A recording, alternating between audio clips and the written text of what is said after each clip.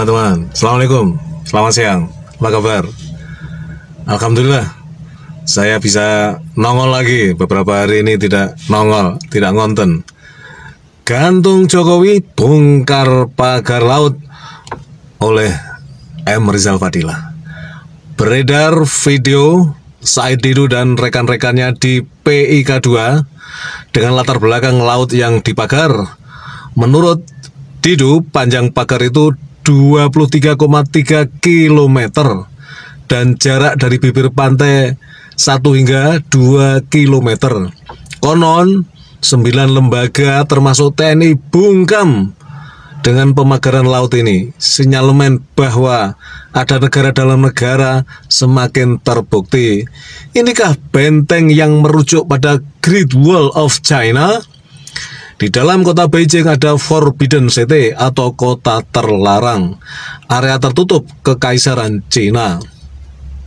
Benteng raksasa itu dibuat untuk melindungi serangan kaum barbar, fungsi imigrasi, dan perdagangan.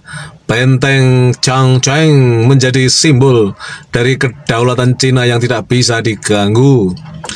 Di zaman pemerintahan Hindia Belanda dibuat benteng di Tangerang, Banten untuk menahan serangan dari pasukan Sultan Banten.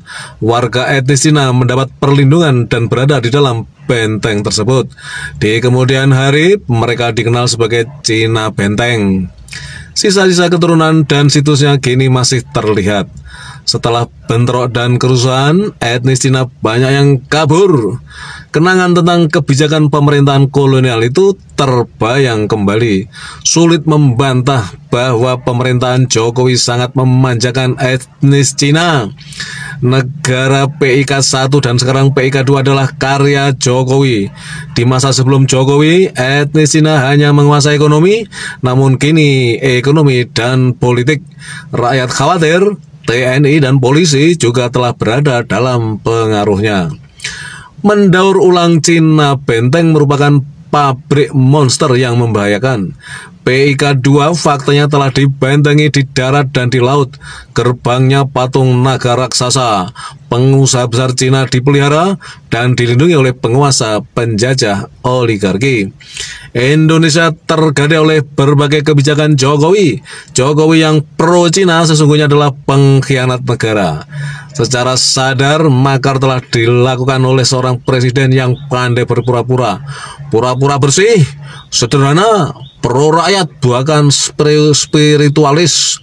Bahkan ya, pejabat dan lingkarnya seperti terkena sihir hingga mendewakan.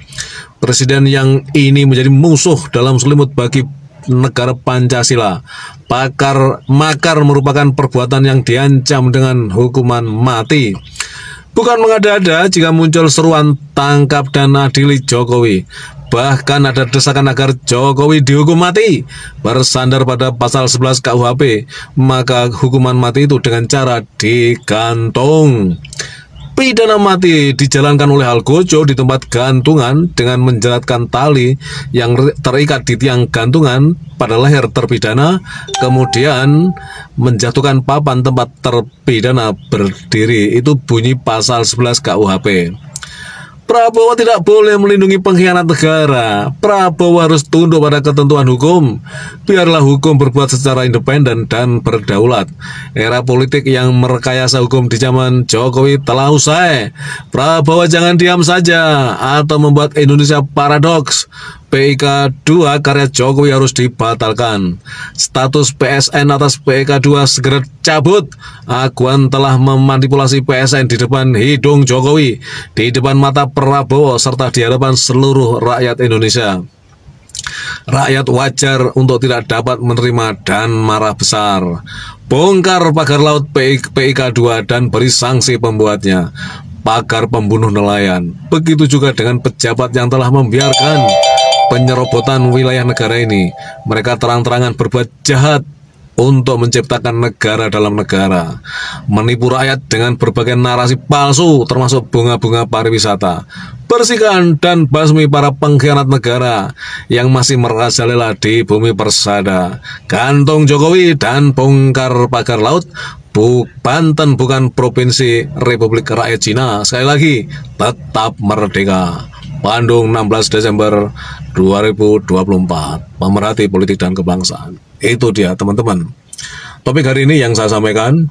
Mudah-mudahan kita tetap waras dan tetap kritis di dalam mencermati perkembangan bangsa dan negara kita ini. Karena sejatinya apa yang ditinggalkan oleh Jokowi selama 10 tahun berkuasa sesungguhnya adalah sebuah pengkhianatan kepada negara, menjual kedaulatan negara. Oleh karena itu, desakan untuk menangkap dan mengadili Jokowi adalah suatu hal yang wajar karena dia adalah seorang pengkhianat. Terima kasih. Assalamualaikum warahmatullahi wabarakatuh. Selamat siang.